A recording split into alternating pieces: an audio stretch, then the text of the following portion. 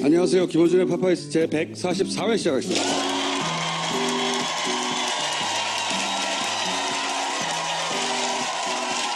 저희가 파파이스 시작하는데 가장 많은 분들이 안에 들어오신 분들보다는 밖에 서 계신 분들이 더 많아요. 그리고 앞에 계신 분들은 오전 10시에 석탄일을 맞아서 오전 10시부터 문도 안 열렸을 때거든요. 그때 참 할 일이 없는 분들이 이렇게 많이 모여가지고 더 플랜. 네. 제가 요즘 전국을 돌면서 관객과의 대화 중에요. 가로 한 줄씩 예매하라고 했더니 가로 반 줄씩 하는 분들이 있어요. 반 줄이면 몇 석이에요? 그게 이제 극장마다 굉장히 큰 데도 있어요. 작은 곡장을 고르란 말이야. 이번 대선에서 결국 선관위가 나서서 지적한 개표 과정을 보완한 게 아니에요, 이번에는. 대신, 그럴 경우를 대비해서 시민들이 전국적으로 5만 명 이상 모였거든요. 자발적으로. 그래서 이번 대선에서는 자발적으로 감시하는 분들의 힘으로 과정 하나하나 체크하는 것으로 지난 대선에서 구멍을 메운다. 그리고 더 플랜은 대선 후에도 계속할 겁니다. 왜냐? 이 개표와 관련한 컴퓨터 혹은 기계들 전부 다 폐기하고 결국은 투표소 수개표가 이루어질 때까지 이 문제 제기는 계속할 거예요. 계속해서 반드시 개표 관련 모든 기계를 없애겠다.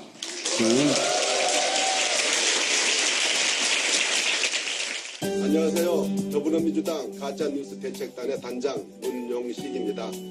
선거가 며칠 안 남았습니다. 선거가 다가올수록 가짜뉴스 허위사실 유포가 극성을 부리고 있습니다. 심지어는 현수막 광고 사진까지 합성해서 가짜뉴스를 만들어내고 있습니다. 가짜뉴스를 보시면 해당 포털이나 SNS에서 꼭 신고해 주시고 악질적인 가짜뉴스는 저희 대책단이나 선관위에 신고해 주시기 바랍니다.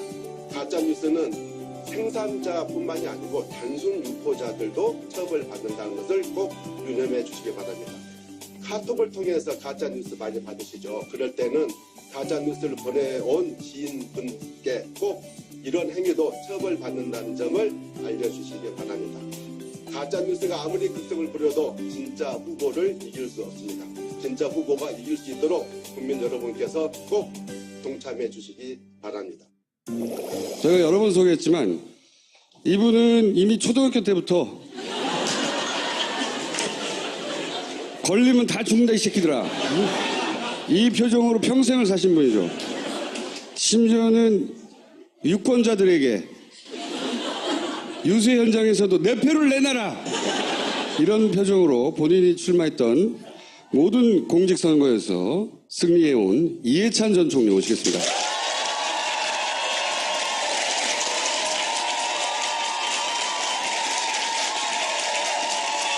자, 상황 이해찬 선생? 네, 상황 이해찬 선생이 나오셨습니다. 현재 전체 판세를 어떻게 보십니까? 여론조사가 많이 보도가 되는 것처럼 1강, 2중, 2약이라고 보통 그러잖아요. 예. 현재 그대로 가면은 뭐 무난하게 충분히 우리 후보가 당선될 수 있을 것 같아요. 그러면 이제 최근에 몇 가지 변수가 불거졌는데 우선 바른당의 탈당 사태가 미칠 영향은 어떻게 보십니까? 어젠가 뭐 탈당을 하셨는데 그분들이 지금 도래지를 잃어버린 꼴이거든요.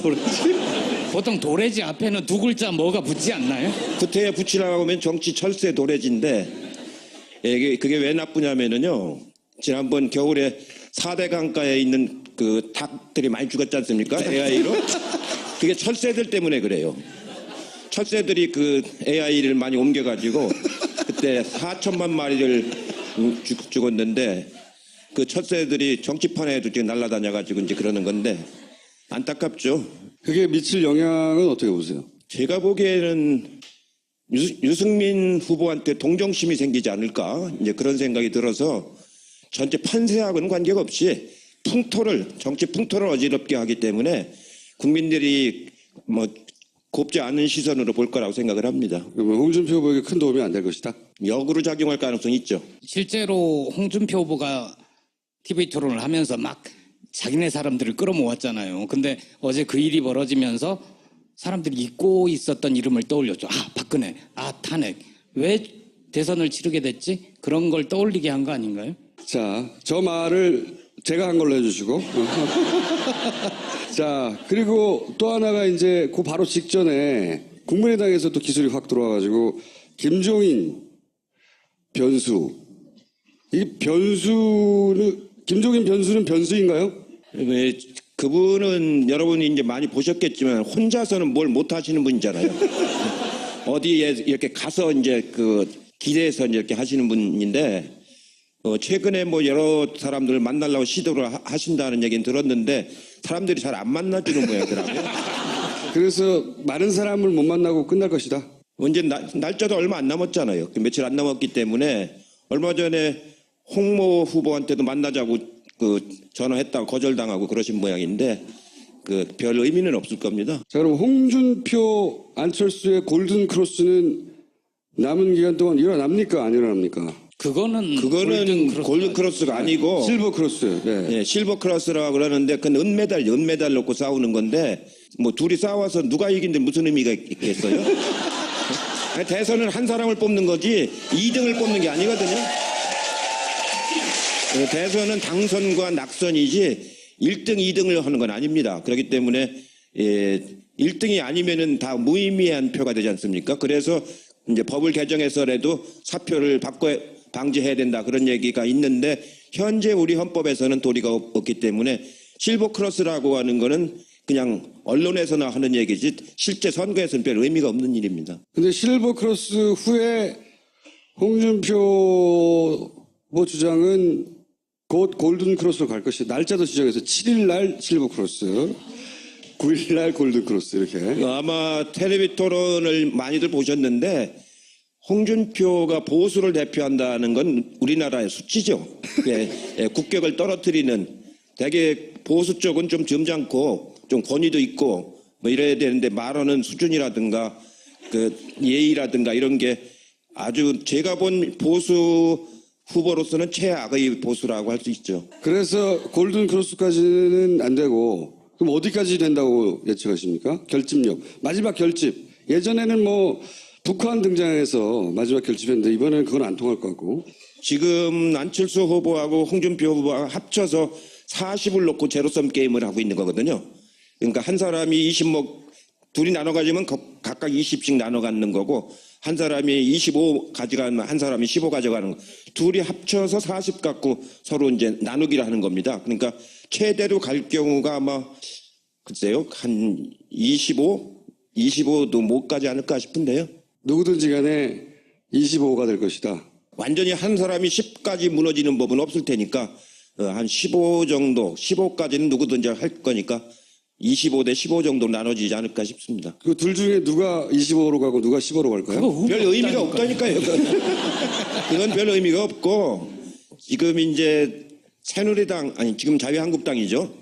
자유한국당은 오랜 그 뿌리가 있는 당입니다. 근데 국민의당은 생긴 지가 얼마 안 된 당이고 그래 당의 바닥의 뿌리라든가 이런 것들이 자유한국당이 아주 강하기 때문에 선거 때 가면 마지막 일주일에 그게 결집하는 효과가 있거든요. 그래서 별 의미는 없지만 홍준표가 앞설 가능성은 있죠. 그 조직이 강하다는 게 실제 선거 막판에 어떻게 적용해요? 구체적으로? 실제로 이제 지방 의원들이 있지 않습니까?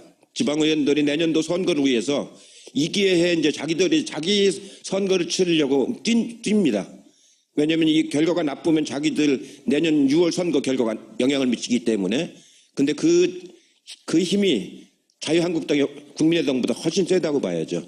아마 그 힘은 더불어민주당보다 더 자유한국당이 세죠. 그리고 그 사람들은 동네 유지들이 많지 않습니까? 또 경제적으로 여유 있는 사람들이 많고 그 뿌리는 아주 깊습니다. 그게 벌써 우리 정당에서 한 60년 이상 살아온 냉전 체제를 이용해서 살아온 뿌리이기 때문에 굉장히 우리가 어떤 때는 절벽처럼 느껴질 때가 있을 정도로 뿌리가 셉니다.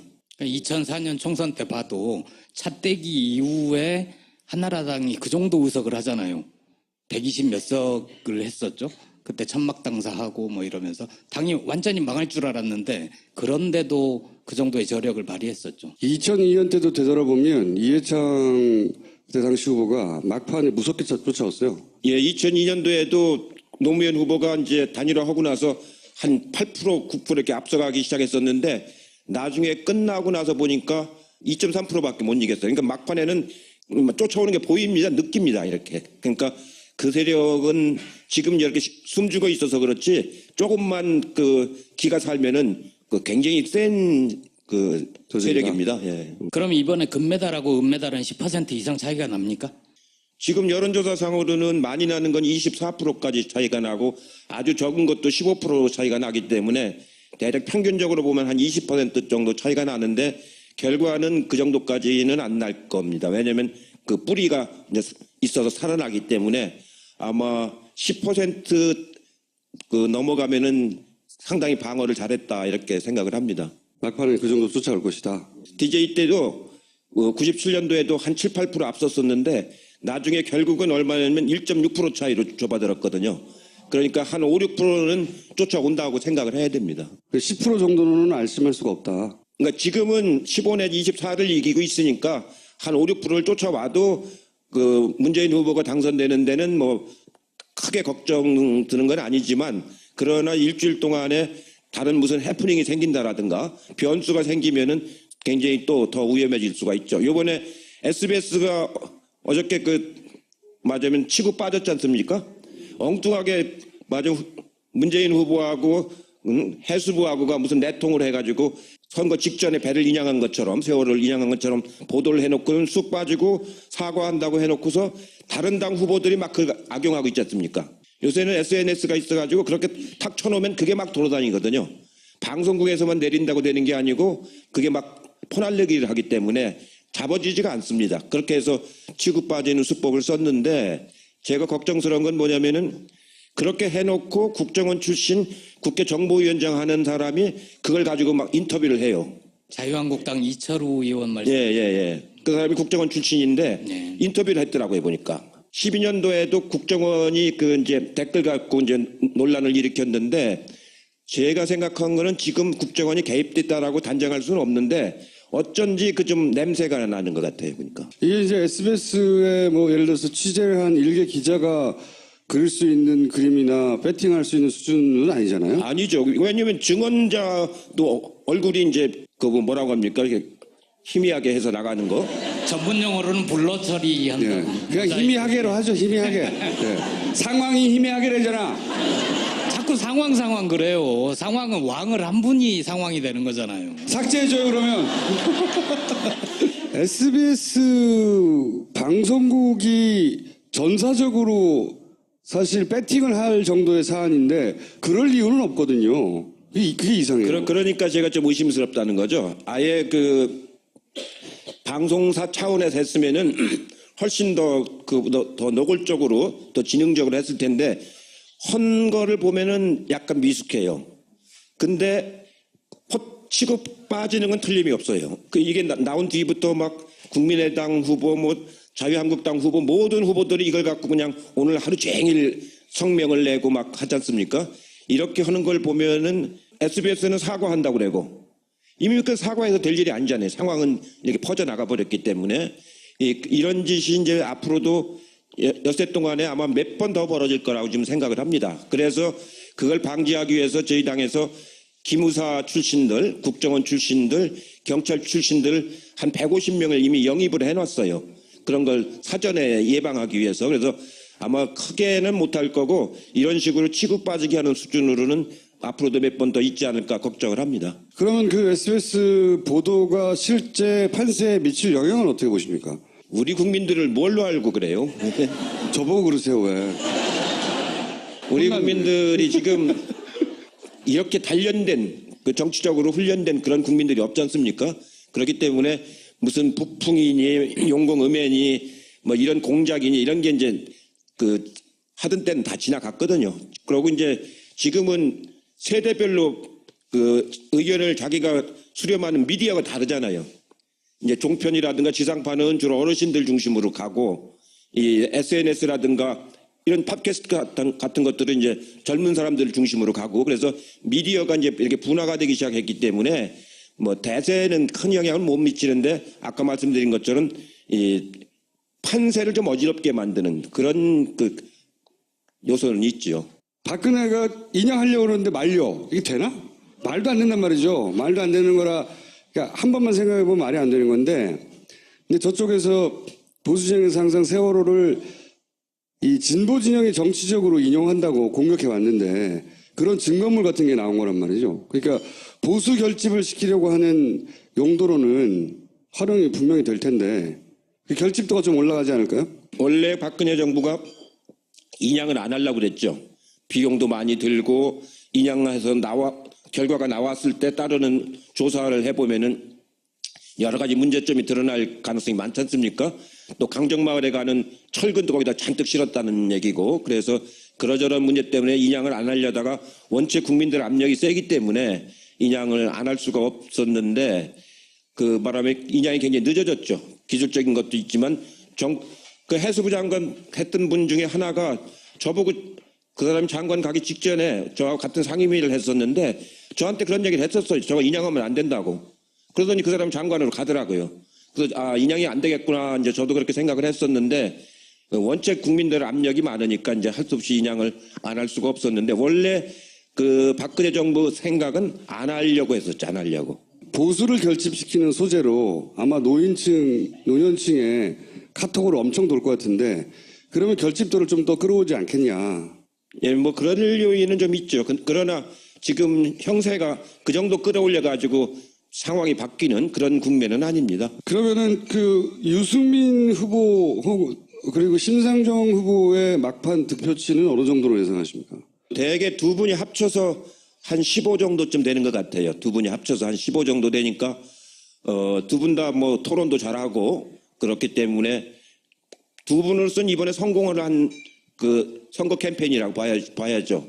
아마 그걸 토대로 해서 이 대선 이후에도 이제 활동을 할 수 있는 좋은 그 공간이 생겼다고 보고 본인들도 상당히 이렇게 고무가 된 것 같고 그 좋은 선거 캠페인을 했다고 생각이 됩니다. 아마 두 분 합쳐서 한 15% 정도 되지 않을까 싶습니다. 아까 위에서는 숫자 말씀 안 하시겠다고 그랬는데 지금 둘 합쳐서 15지, 둘 합쳐서 40이지. 그럼 문재인 후보는 45%네요? 산수를 아주 잘하네요. 근데 캠프 내에서는 이제 워낙 여러 가지 상황을 대비해야 되니까 여러 가지 시나리오가 있을 거 아닙니까? 가장 최악의 시나리오, 뭐 최선의 시나리오, 앞으로 등장할 수 있는 리스크, 그리고 뭐 국정원 출신이나 기무사 출신을 영입한 것도 그 기관의 속성상 앞으로 뭐가 나올 수 있다. 이런 방안들에 대한 대처나 시나리오가 있을 거 아니겠습니까? 되게 마지막 일주일에 되게 중요한 게 뭐냐면 가짜 뉴스가 이제 많이 다닙니다. 그러니까 아주 교묘하게 가짜 뉴스를 만들어서 그걸 막 퍼뜨리는 그 다음에 흑색 선전, 막 모함하는 그 흑색 선전 그런 게 많이 다니고요. 또 심한 경우는 옛날 김대중 대통령 때는 자동차를 들이받기도 했죠. 트럭이 와가지고 자동차를 유세 차량을 들이받기도 해서 그때 아주 크게 부상을 당하셨죠. 그래서 그 다리를 그때 쩔뚝쩔뚝 하시는 게 그때 다치셔서 그런 거거든요. 그러니까 이렇게 막 운동원들끼리 또 일부러 충돌하기도 하고. 그렇죠. 요즘에도 제가 지난주에 광주에 갔더니 우리 유세 차량에다 저쪽 딴 당의 유세 차량이 와서 막 이렇게 부딪히고 그러면 또 시비를 거는 거죠. 시비를. 이런 것들이 이제 마지막 일주일 동안은 막 뭐라고 할까요? 좀 그 단말마적으로 이렇게 나오는 그런 위험이 있습니다. 그래서 그런 거를 이제 각별히 조심하라고 이제 당에서는 그 지침을 내리죠. 그거 말고 예전에 뭐 NLL처럼 뭐 어떤 큰 기술이 훅 들어온다든가 그런 시나리오도 있나요? 실제로 이제 그 새누리당 쪽이 후보가 그동안에 없었지 않습니까? 그래서 그쪽에서 공작을 할 만한 팀들이 가동이 되지 않았던 것 같아요. 아직. 그렇기 때문에 갑자기 그게 되는 게 아니거든요. 그것도 많이 훈련도 하고 준비를 해서 해야 되는 건데 그게 가동이 안 되는 바람에 탄핵 국면 때문에 가동이 될 수가 없었죠. 그래서 뭐 그렇게 지난번 12년과 같은 국정원의 그 공작 이런 정도가 나오지는 좀 어렵지 않나 싶습니다. 송리님이 막판 말 조심해야 된다. 예. 이렇게 막 강조를 하셨잖아요. 예. 근데 왜 그 말씀을 하셨어요? 보수 세력을 완전히 괴멸시켜야 된다. 저 이야기는 내가 한 걸로 편집해줘. 국정을 농단한 극우 보수 세력은 괴멸시켜야 된다. 이렇게 했는데 괴멸이라는 게 뭔데요? 스스로 무너져서 사라지는 거예요. 우리가 손댈 필요도 없습니다. 그 유승민 후보도 어제 토론회하면서 괴멸이라고 했잖아요. 그거는 좀 단어를 좀 아는 사람들은 다 쓰는 말입니다.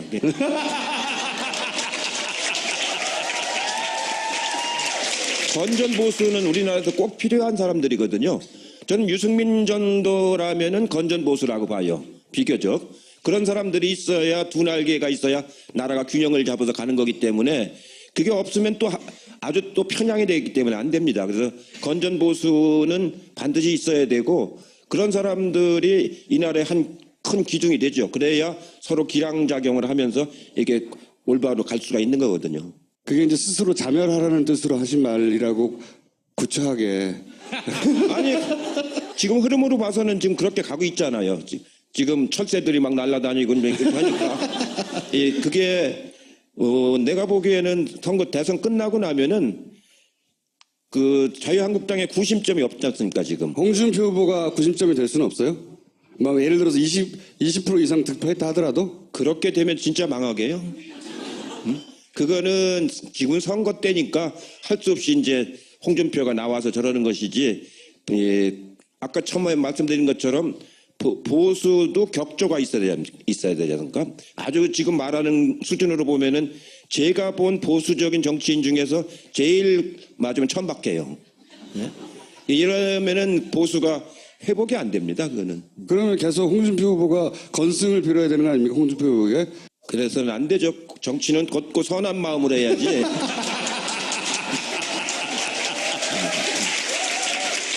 정치는 정말로 곧은 마음으로 해야 됩니다. 나만을 위해서 하는 게 아니고 국가와 국민을 위해서 하는 거기 때문에. 만약에 예상하시는 대로 선거가 끝나고 나면 이 자유한국당, 바른정당, 그다음에 더민주 그리고 국민의당 소위 말하는 정계 개편이 일어나긴 일어날까요? 이번 이제 대선이 끝나면 가을부터는 개헌 국면으로 들어갈 것 같거든요. 개헌 국면으로 들어가면 이제 권력 구조를 어떻게 할 것이냐 여러 가지 이제 사안들이 있는데 특히 이제 정당에서는 권력 구조를 내각제로 할 것이냐 아니면 분권형 책임제로 할 거냐 4년 중임제로 할 거냐 아니면 6년 단임제로 할 거냐 다양한 견해들이 있습니다. 그걸 둘러싸고 이제 논의가 이루어질 텐데 그 과정에서 아마 정치권의 큰 맞으면 개편 논의가 일어날 가능성이 아주 많다고 보죠. 그렇기 때문에 내년 6월에는 지방선거 때 개헌 투표를 한다. 그건 다 합의된 사항이기 때문에 누가 당선돼도 그걸 바꾸긴 좀 어렵거든요. 그걸 바꾸게 되면 그때부터는 굉장한 그 비판에 직면하기 때문에 갈 수밖에 없는데 그걸 계기로 해서 큰 변화가 올 가능성이 높다고 보죠. 사실은 실버 크로스가 별로 의미는 없는데 그 변화 과정까지 생각하면 또 이게 전혀 의미 없는 건 아니에요. 제가 지난번에 나왔을 때 4월 19일이죠. 안랩 주가가 10만 원 조금 넘는다고 했잖아요. 10만 2천 원. 근데 어제 종가가 얼마냐면 얼마겠어요? 6만 200원. 네? 그러니까 4만 원 이상이 날아간 거예요. 2주일 사이에. 그렇게 되면 그게 또 나중에 이제 그 아까 말한 정계 개편할 적에 그런 요인들이 다 작용을 할 겁니다. 아주 그 나쁘게 생각한 건 뭐냐면은요. 동그라미 재단을 만드느라고 그 주식을 팔았지 않습니까? 그 12년 2월경에 팔은 것 같은데 그때 얼마에 팔았는지 아세요? 11만 원에 팔았어요. 그러니까 930억을 만들었는데 자기 돈은 300억 정도밖에 안 들어갔어요. 그 당시에는 한 4만 원밖에 안 하던 주식이 대선 테마주가 돼가지고 11만 원 올라갔을 때 팔았거든요. 그러니까 개미 돈으로 동그라미 재단을 만들었는데 이렇게 공적인 일을 한 사람이 그런 거는 안 되죠. 그렇게 하면은. 자, 그럼 유권자들에게 이번 선거는 어떤 의미로 바라봐야 되는지 얘기해 주시고. 예, 이번 선거가 굉장히 역사적으로 의미 있는 선거입니다. 그동안에 우리 정치라는 게 대개 박정희 대통령으로부터 시작해서 냉전 분단 체제를 이용해 가지고 그 정치를 해오던 그 아주 극우 수구 정치가 박근혜 대통령이 파면되면서부터 이제 그 종식을 고한 거거든요. 그게 하나가 이제 종식을 고한 겁니다. 그 큰 흐름 하나가. 이번에는 이제 새로운 대한민국, 정말로 제7공화국을 만들어서 새로운 대한민국인데, 새로운 대한민국에는 사람 중심으로 평화 복지 체계 공동체가 만들어지는 거거든요. 그런 새로운 7공화국 체제를 지금부터 시작한다고 보시면 되기 때문에 그런 점에서 큰 역사적 하나의 그 전기를 만드는 거라서 매우 중요한 선거라고 지금 보여집니다. 예. 그래서 꼭 투표해야 된다. 사전 투표 꼭 먼저 하고요. 알겠습니다. 여기까지 듣겠습니다. 감사합니다.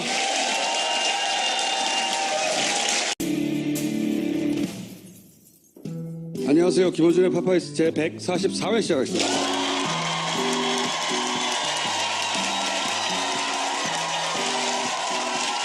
저희가 파파이스 시작하는 게 가장 많은 분들이 안에 들어오신 분들보다는 밖에 서 계신 분들이 더 많아요. 예, 그리고 앞에 계신 분들은 오전 10시에 석탄일을 맞아서 오전 10시부터 문도 안 열렸을 때거든요, 그때. 참 할 일이 없는 분들이 이렇게 많이 모여가지고. 더 플랜. 예. 제가 요즘 전국을 돌면서 관객과의 대화 중에요. 가로 한 줄씩 예매하라고 했더니 가로 반 줄씩 하는 분들이 있어요. 반줄이면 몇 석이에요? 그게 이제 극장마다 굉장히 큰 데도 있어요. 작은 곡장을 고르란 말이야. 이번 대선에서 결국 선관위가 나서서 지적한 개표 과정을 보완한 게 아니에요, 이번에는. 대신, 그럴 경우를 대비해서 시민들이 전국적으로 5만 명 이상 모였거든요. 자발적으로.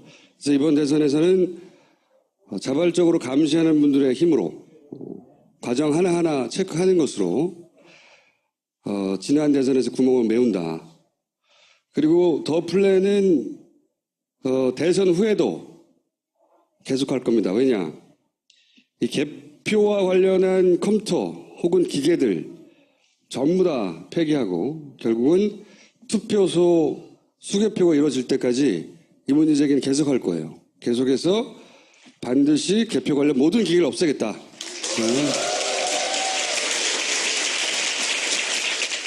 안녕하세요. 더불어민주당 가짜뉴스 대책단의 단장 문용식입니다.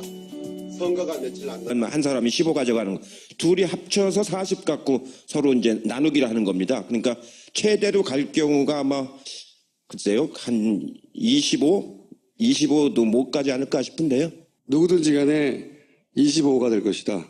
완전히 한 사람이 10까지 무너지는 법은 없을 테니까 한 15 정도, 15까지는 누구든지 할 거니까 25대 15 정도 나눠지지 않을까 싶습니다. 그 둘 중에 누가 25로 가고 누가 15로 갈까요? 별 의미가 없다니까요. 그건 별 의미가 없고 지금 이제 새누리당 아니 지금 자유한국당이죠.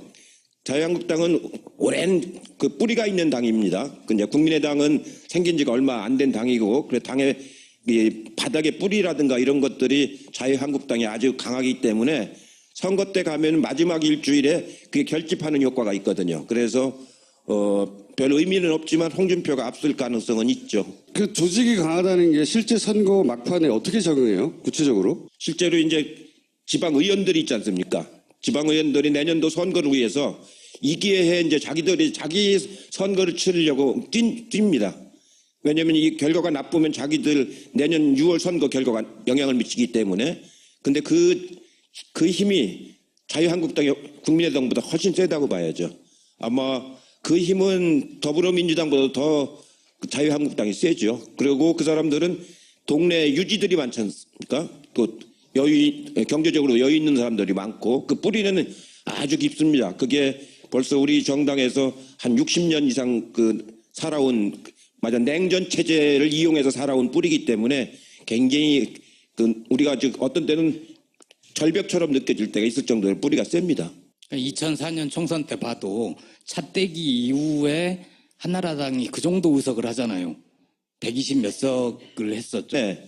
얼마 전에 홍모 후보한테도 만나자고 전화했다가 거절당하고 그러신 모양인데 별 의미는 없을 겁니다. 자, 그럼 홍준표, 안철수의 골든 크로스는 남은 기간 동안 일어납니까? 안 일어납니까? 그거는 골든 크로스가 아니고 실버 크로스. 네. 네, 실버 크로스라고 그러는데 그건 은메달 놓고 싸우는 건데 뭐 둘이 싸워서 누가 이긴데 무슨 의미가 있겠어요? 대선은 한 사람을 뽑는 거지 2등을 뽑는 게 아니거든요. 대선은 당선과 낙선이지 1등, 2등을 하는 건 아닙니다. 그렇기 때문에 1등이 아니면은 다 무의미한 표가 되지 않습니까? 그래서 이제 법을 개정해서라도 사표를 방지해야 된다 그런 얘기가 있는데 현재 우리 헌법에서는 도리가 없기 때문에 실버 크로스라고 하는 거는 그냥 언론에서나 하는 얘기지 실제 선거에서는 별 의미가 없는 일입니다. 근데 실버 크로스 후에 홍준표 후보 주장은 곧 골든 크로스로 갈 것이 날짜도 지정해서 7일 날 실버 크로스, 9일 날 골든 크로스 이렇게. 아마 텔레비 토론을 많이들 보셨는데 홍준표가 보수를 대표한다는 건 우리나라의 수치죠. 국격을 떨어뜨리는 되게 보수 쪽은 좀 점잖고 좀 권위도 있고 뭐 이래야 되는데 말하는 수준이라든가 그 예의라든가 이런 게 아주 제가 본 보수 후보로서는 최악의 보수라고 할 수 있죠. 그래서 골든 크로스까지는 안 되고 그럼 어디까지 된다고 예측하십니까? 결집력. 마지막 결집. 예전에는 뭐 북한 등장해서 마지막 결집했는데 이번에는 그건 안 통할 것 같고. 지금 안철수 후보하고 홍준표 후보가 합쳐서 40을 놓고 제로섬 게임을 하고 있는 거거든요. 그러니까 한 사람이 20목 둘이 나눠 가지면 각각 20씩 나눠 갖는 거고 한 사람이 25 가져가. 남았습니다. 선거가 다가올수록 가짜뉴스, 허위사실 유포가 극성을 부리고 있습니다.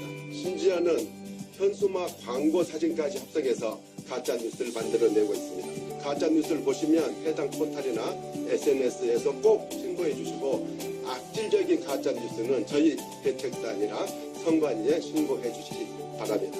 가짜뉴스는 생산자뿐만이 아니고 단순 유포자들도 처벌받는다는 것을 꼭 유념해 주시기 바랍니다.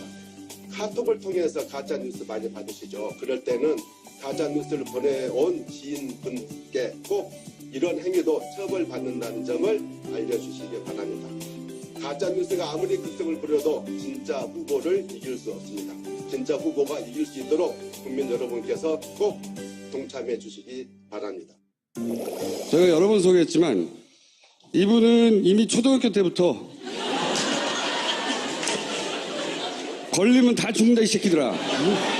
이 표정으로 평생을 사신 분이죠.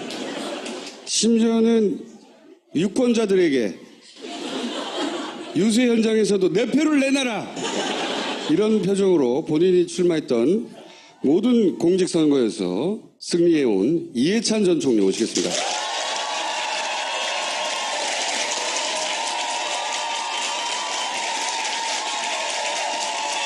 자,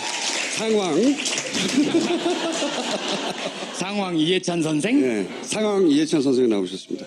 현재 전체 판세를 어떻게 보십니까? 여론조사가 많이 보도가 되는 것처럼 1강, 2중, 2약이라고 보통 그러잖아요. 예. 현재 그대로 가면은 뭐 무난하게 충분히 우리 후보가 당선될 수 있을 것 같아요. 그러면 이제 최근에 몇 가지 변수가 불거졌는데 우선 바른당의 탈당 사태가 미칠 영향은 어떻게 보십니까? 어젠가 뭐 탈당을 하셨는데 그분들이 지금 도래지를 잃어버린 꼴이거든요. 보통 도래지 앞에는 두 글자 뭐가 붙지 않나요? 구태에 붙이라고 하면 정치 철새 도래지인데 그게 왜 나쁘냐면은요. 지난번 겨울에 4대 강가에 있는 그 닭들이 많이 죽었지 않습니까? AI로. 그게 철새들 때문에 그래요.